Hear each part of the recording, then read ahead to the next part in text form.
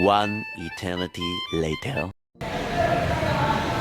Good day, Dadonians! Ayan, so nandito tayo ngayon sa Diosdado Macapagal High School para suportahan ang kanilang sports program sa badminton. Kasi ngayong araw na ito, Saturday, from 6 o'clock to 6 o'clock in the morning to 6 o'clock early evening. Yan, 6 o'clock PM. So 6 to 6 yan is their what do you call that? May term sila eh. So nagulat ako kasi meron silang initiative dito na program with regards to sports program development para sa badminton. Exclusive lang sa badminton ito actually. Okay, so inaantay lang natin yung dati nating estudyante dito sa Diosdado na si Phil J. Incalino. Ayan, so player namin dito, actually varsity player namin sa badminton during my time. So antayin lang natin siya at invite tayo dito para sa ganun ay i-assess yung team butiki at team itik. Okay, team itik. So ano yung term yun ngayon? Anong gagawin niya? Calibration is the term. Okay, actually matagal na sila before pa ng lower needs, congressional needs, ganyan up to the division needs. Tuloy-tuloy pa rin sila. Ayan.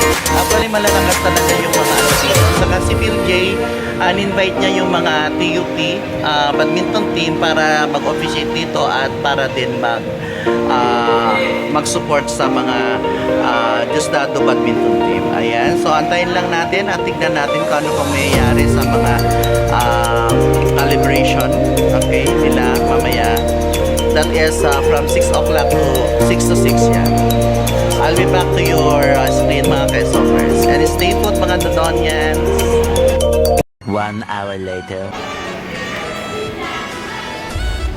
Let's all welcome the late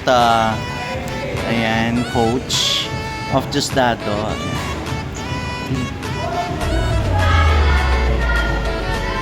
So andyan na, dumating na in pure black shirt and shorts.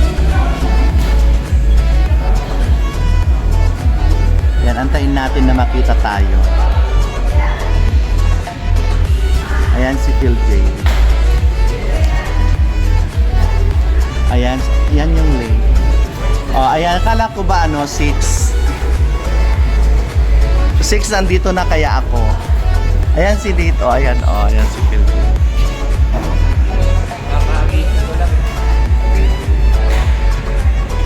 Meron pa bang bagong kwento sa late gising?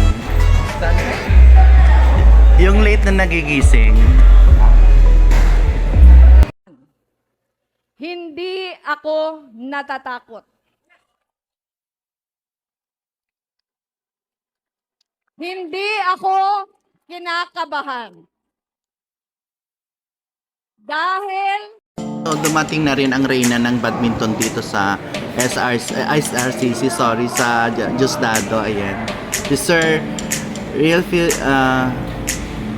Sir RJ, ayan, disipulo. So, antayin natin, ayan.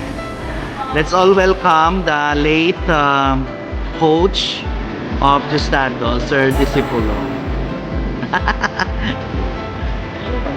2,000 years later.